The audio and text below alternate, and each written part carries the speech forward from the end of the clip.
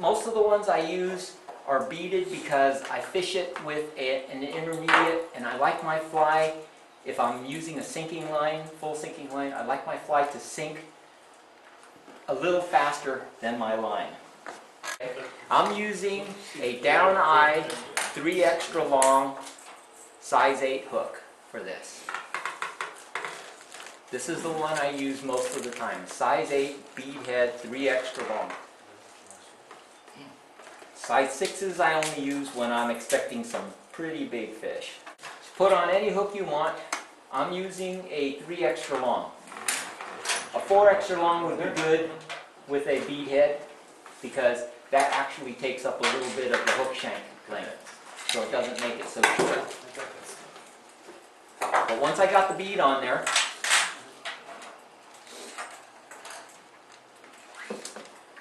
I'll take and wrap 4 or 5 wraps of lead on there, or non-lead, whatever, and I'll plug up the back of the bead so that it doesn't go wobbling around all over the place. Get your scissors. Oops. Didn't push it down fast enough. What are we doing this? Yeah, just put on your bead. Put on your bead and tie in a little bit of lead or something behind it so that you can trap that bead in place. And just like you did with the fully loaded bugger, trap that lead in with your thread. Oops. How did you tuck the end in? What are you looking for, Dean? I dropped it. Basically what you want to do with your lead is you want to use the same diameter of lead that you're using as the hook shank. Oh, okay. Okay? Oh, okay. Approximately. Okay, that's 6 inches. You're going to need some ultra premium tackle or marabou. Yeah. Don't fall in. Yeah, nobody knows. Okay, again, if you take a look at the marabou, all right, I start off at the top, and I'll take I don't like mine really fluffy. In fact, I like mine considerably sparse, yeah, compared to what most crystal buggers or woolly buggers you buy will be. And what I do is I start at the top and I'll roll it down. You look, I'll fold it halfway over. And you're rolling it away from you, right? No, I'm rolling it towards me. Toward me, okay. Yep. I'm just rolling it over and over like this till I get to the bottom. Okay? And I'll measure it.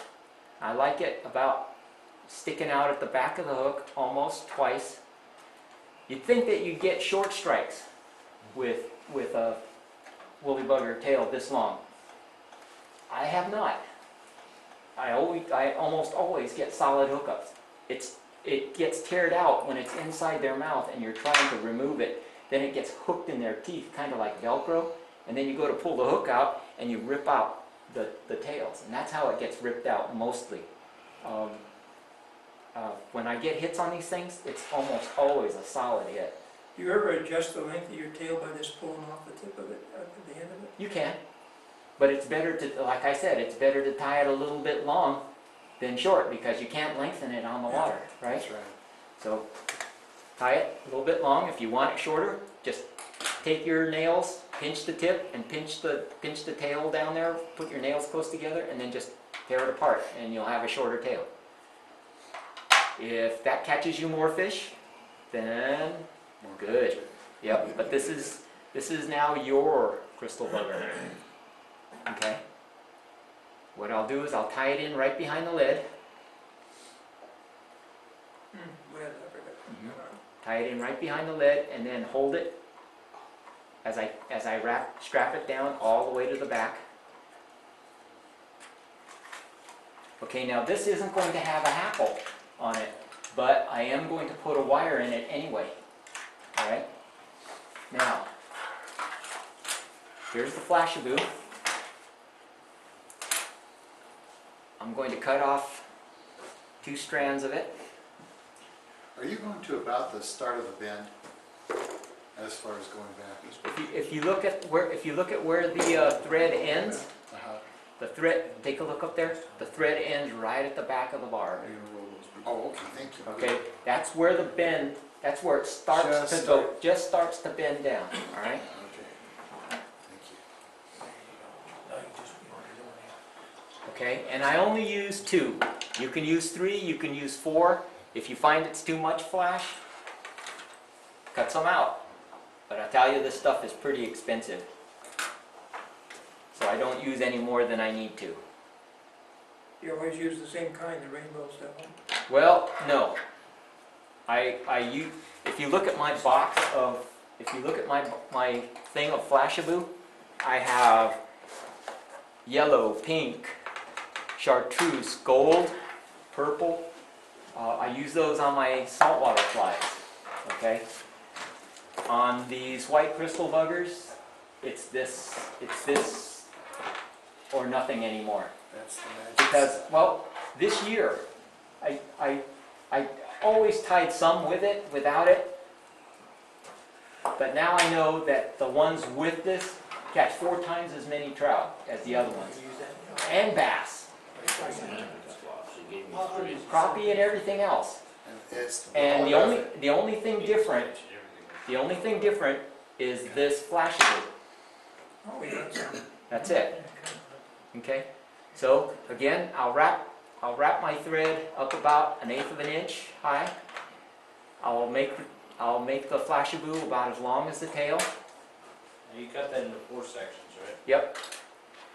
I just fold it over, make it into, clip it, make it into 4 sections, and then I trap one side in there. I go all the way down to where I tied it in, last tie. Come back up to where I tied the Flashaboo in, go over the top of the hook shank, trap it down, and now it's trapped on the back side of the hook, and then I just run it along the back side of the hook, or the opposite side. Now keep holding on to it, so that now you've got the tip. You can just gauge where the last one is, and then just clip this one off right there. Just close, doesn't make any difference. Feathercraft, okay. They sent you that? Yeah. You didn't just ask for like silver or anything? No, well, silver holographic, I ordered it. Oh, holographic, okay. Yeah, that's what I've been using late last year and all this year, and it's just been catching me a ton of fish. So anyway, I got my wire in there now. And That's since- Mitch's, and Dave. since- You tied wire in at the That's back? Mitch's. Oh, this is Mitch's, okay. You tied some wire in at the back? Yep, you tie in the wire just like you did for the fully loaded. That's why I Holographic. showed you how to tie the fully loaded one. The only difference this thing is going to have is it's not going to have a hackle. Wrap it over. Okay. Pieces you have. When you, Yeah, when you yeah, say we do. visual, it's Okay, what I've done is just on this crystal chenille stuff, I do the same thing. I pull off a little bit to expose the core. I go right to the very back end of the hook, And double it again, huh? We're tying the and wire then I in. tie it in. Gotta be. You already tied the wire in? I tie the wire in, yep. And now You you tied the tied crystal at the back? Tie the wire I in. tie the crystal chenille at the back, and then I run the thread all the way back to behind the bead. All right. Here's where I put in a half hitch, so I can bring it out of the way.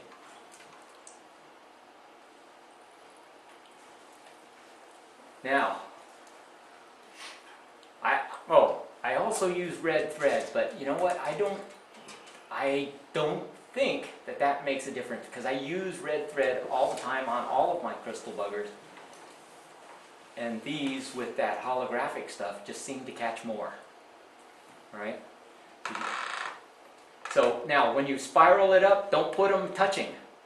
Leave a gap in between there. And if you're trapping down fibers,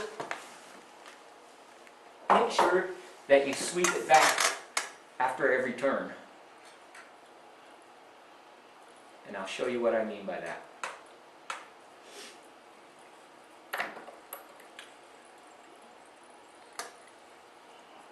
When you make your turn and you look like you're going to trap some down, sweep it back with your hand.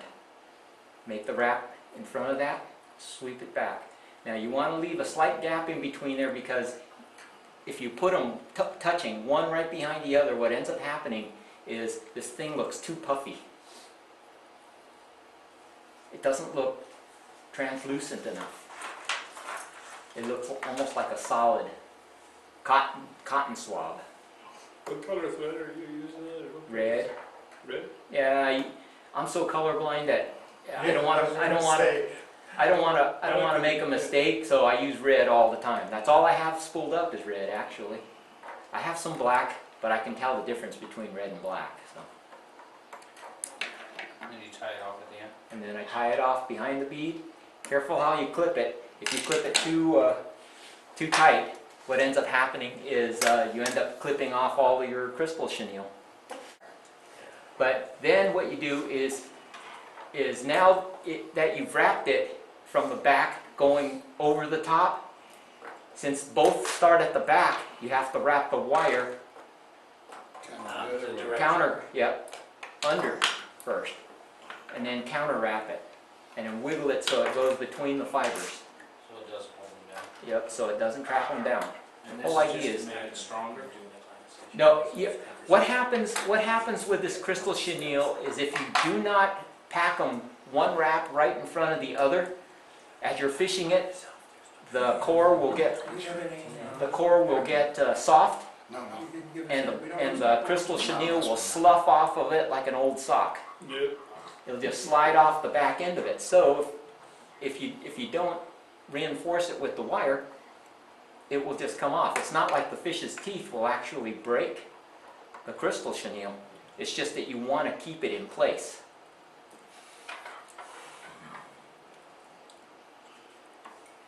Okay. Now, after you've wrapped the wire, counter wrapped with the wire,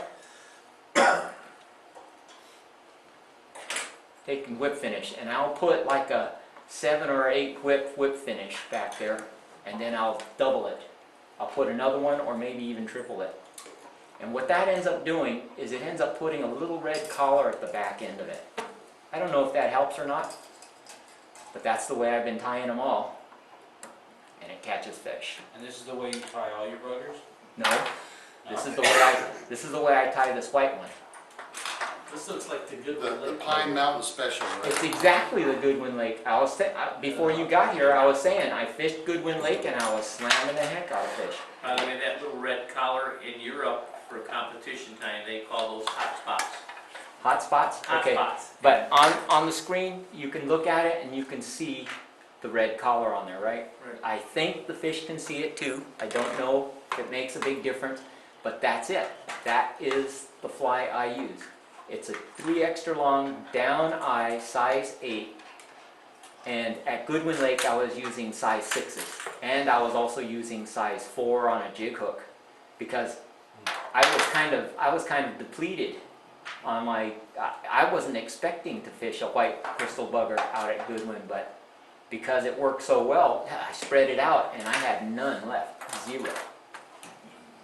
So I came back and I made sure I filled up my box.